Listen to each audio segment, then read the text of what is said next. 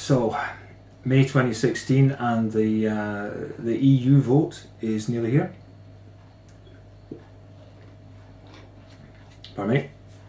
We're on, in the UK today we've got loads of voting, but the EU vote isn't quite with us yet, it's not till June. There's something really useful that would help that nobody's really prepared to do at the minute.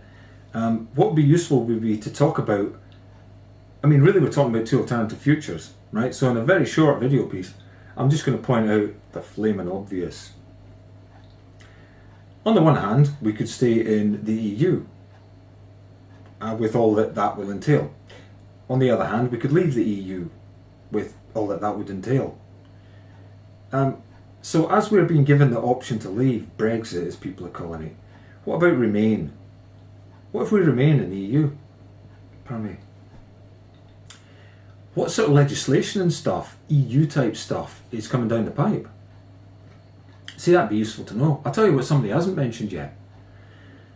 They haven't mentioned the fact that your diesel cars are probably going to be banned from cities. It'll start with London, but London generally takes the lead, and then the rest of them follow. So EU legislation's coming down the pipe that is going to ban your diesel cars. Certainly in big cities, but you know it'll move from there. They'll hit you financially. Already if you have a big old diesel car, it's like 300 quid to road tax it, to road fund, put the road fund licence on in the UK. That's over and above all the money you pay with the heavier duty that is on diesel fuel in the UK. So basically affluent people are going about buying lovely petrol electric hybrid cars, PHEVs, PHEV, petrol hybrid electric vehicle. So it's going to be petrol hybrid electric vehicles that are now the favourites. Japan went on to those in the middle 1990s or so, and at that exact moment Europe decided it would go for diesels, super economical diesels. And they've just been getting good at that, really quite good at those diesels, when suddenly the whole Dieselgate thing exploded, and that seems to be it for diesels. I've heard of people buying some lovely diesels now, and I'm thinking to myself, I can smell just round the corner that these things are going to be taxed heavily and second-hand values are steeply going to fall now. It's the unknown, but I don't think it's that unknown. I can see governments giving it a year or two, but then they'll start to tax the hell out of diesel vehicles, because it's the fastest, quickest way to en masse cut down a load of pollution. You can stop those cars from going through cities, which is what the EU is going to do, but the pollution that the rest produce is still hanging about and blows in the wind. So that's the main thing about the EU legislation that's coming. It's rather unfair for the Remain campaign not to mention to everybody about all this stuff that will directly affect people. Never mind the borders and the migrants. There's other stuff that will directly tap you in the pocket, and you'll be left with big diesel cars that are quite economical and lovely, but you won't be allowed to drive it through London. I mean, that you might never want to do it, but there might be once in a blue moon you would want to do it. In any event, it will cut the value of a diesel car, the fact that you can't drive it in certain places. And it cuts the value of a diesel car, the fact that everyone now knows it's effectively an obsolete technology. They just got to the stage where they were reducing the engine capacity and really starting to get high MPG figures, real ones, not fake ones. And this whole Dieselgate thing's exploded, and about half the car manufacturers seem to be lying about emissions, either on the petrol or on the diesel cars, pumping up the tyres like mad and stuff. So all that stuff, and yet nobody in the Remain campaigns talked about stuff like this.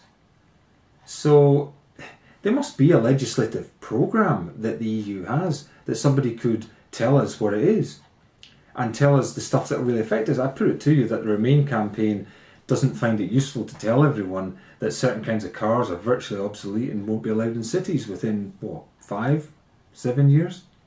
It's not long.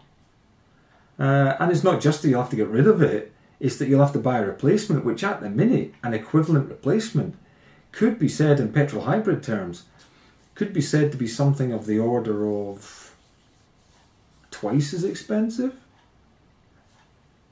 It's just, some people will say it's not twice as expensive, but when you look into it, you can see that manufacturers are deliberately pricing their vehicles so that it looks as though some electric petrol hybrids are about the same price as the diesel model.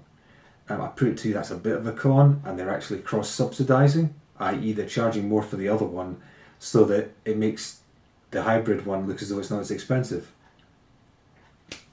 It's cross-subsidisation. That's it really. There's stuff coming down the pipe that the Remain campaign is just not willing to talk about. They ain't going to volunteer it. But I'll tell you for nothing. There's that. There's the VAT harmonisation business. So pretty much that is already in effect being set by Brussels. If something comes out of Brussels and it's a regulation, see, lots of people still think that something comes from Brussels and the parliaments have to enact it. They don't. If it comes out of Brussels and it's called a regulation, that is law right away if you're a member of the EU. If it's called a directive, that needs to be enacted within the various parliaments before the member state has it as law. Okay?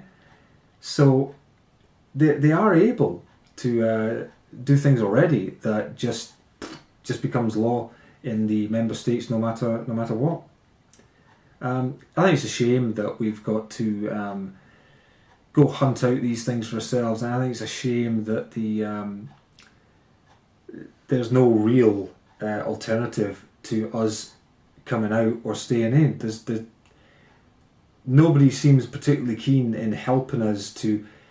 You can't tell me that all the countries are happy with being railroaded into a German view of the world that already is now under question.